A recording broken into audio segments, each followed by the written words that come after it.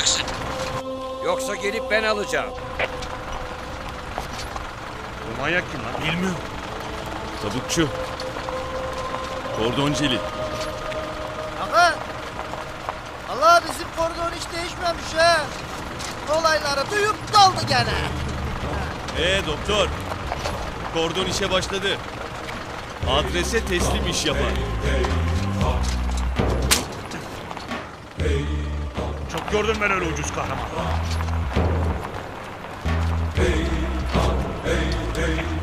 Bana bakın lan takiyeci fareler.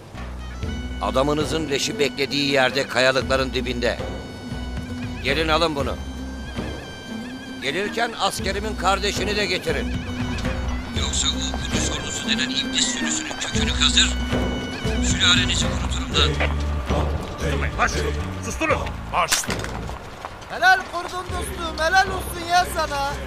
Adamınızın cesedinin yerini öğrendiniz mi lan? Kordon bu.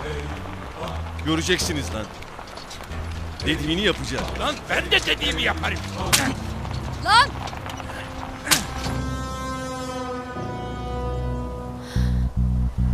Aman Allah'ım Serdar bu. Şerefsizler sizi.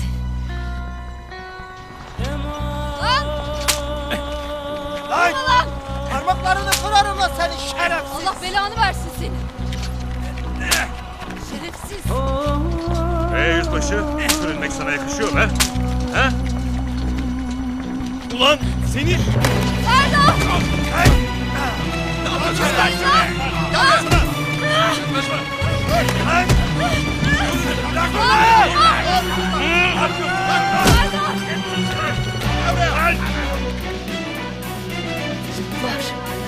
Ben bilirim lan sizi.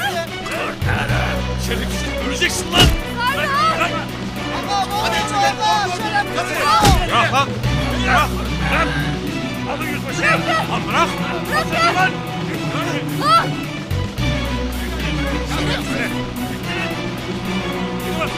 Öldürürüm lan seni! Öldürürüm lan seni! Dur! Yüzbaşı, askerin sadece küçük bir operasyona engel oldu. Çapı kadar iş yaptı. Ama göreceksin.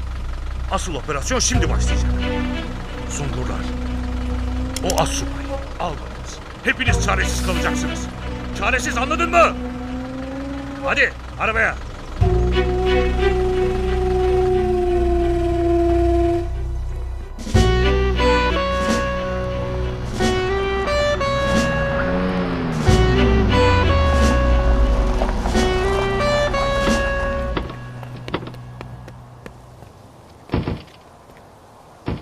Komutanım, Neler oluyor Celil? Sungur adayı öğrenci Yiğit'in kız kardeşini almışlar. Çocuğu Tim'i katletmesi için tehdit etmişler. Bir de bu çıktı başımıza. Serdar'la son bağlantımda doktor ve Zafer alçakların eline geçmişti. Naza da onların elinde. Serdar tek başına kaldı. Yiğit'e söz verdim komutanım. Kardeşini kurtaracağım. Suriye'ye gitmek için izninizi istiyorum. Peki, gel benimle. Emredersiniz komutanım.